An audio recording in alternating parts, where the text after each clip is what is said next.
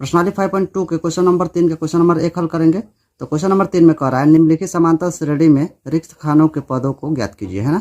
तो 1 नंबर में देखिए यहाँ पर पहला पद दिया है, दूसरा पद नहीं दिया है और तीसरा पद दिया है, ठीक है। यानी कि हमें दूसरा पद यहाँ पर निकालना होगा, ठीक है।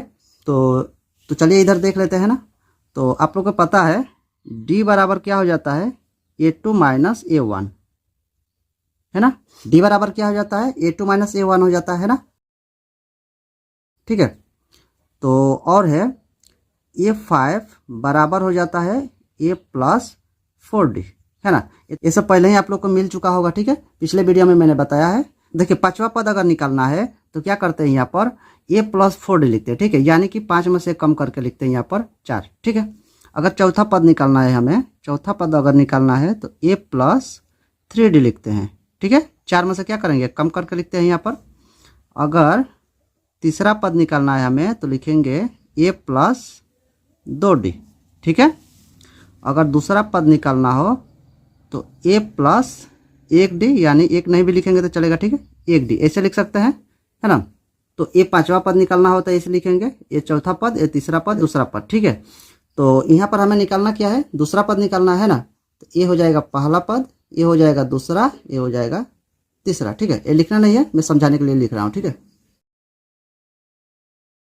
तो यहाँ पर देखिए A का मान क्या हो जाएगा, A का मान हो जाएगा 2, है ना। तो यहाँ पर लिख लेते हैं A बराबर 2, ठीक है। उसके बाद देखिए यहाँ पर तीसरा पद कितना दिया है, तीसरा पद दिया है 26, ठीक है। तो यहाँ पर लिखेंगे A3 बराबर कितना है, 26 है ना। अब यहाँ पर A3 यानी कि तीसरा पद निकालने का फॉर्मूला लिखेंगे, ठीक है। तो ये वाला लिखेंगे, ठीक है। तो ये हो जाएगा A प्लस 2D, ठीक है, बराबर कितना है, 26 है ना। इतना लिखेंगे, ठीक है। तो A का मान कितना है, यहाँ पर 2 है, तो यहाँ पर रखेंगे 2, ठीक है। यहाँ पर है 2D, तो 2D रहेगा और यहाँ है 26, है ना। तो यहाँ हो जाएगा 2D 26, ये प्लस है तो उधर जाएगा तो क्या हो जाएगा, -2 हो जाएगा। 2D बराबर हो जाएगा 26 में से 2 घट जाएगा तो कितना होगा, 24 होगा। यहाँ पर हो जाएगा D बराबर 24/2 हो जाएगा, ठीक है। इसे काटेंगे तो कितना मिलेगा, 12 मिलेगा। तो D बराबर हो जाएगा 12, ठीक है। तो यहाँ पर D का मान निकल गया है ना। अब हम दूसरा पद निकालेंगे, ठीक है। तो दूसरा पद निकालने का जो फॉर्मूला है वो वाला लिखेंगे, तो लिखेंगे ये वाला, ठीक है।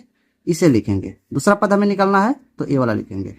यहाँ पर लिखेंगे A2 बराबर A प्लस 1D लिखिए या D लिखिए, ठीक है, बात एक ही है। तो A का मान कितना है, 2 है ना। तो यहाँ पर कितना है, A का मान 2 है, ठीक है। तो यहाँ पर लिखेंगे 2 और D का मान कितना मिला है, 12, ठीक है। तो दोनों को जोड़ेंगे तो कितना हो जाएगा, 14 हो जाएगा, है ना। ये हो जाएगा 14, ठीक है। यानी A2 का मान कितना हो जाएगा, दूसरा पद का मान कितना हो जाएगा, 14 हो जाएगा, ठीक है। तो ये जो खाली स्थान दिया है इसमें हो जाएगा 14, ठीक ना। तो ये हो जाएगा हमारा आंसर, है ना।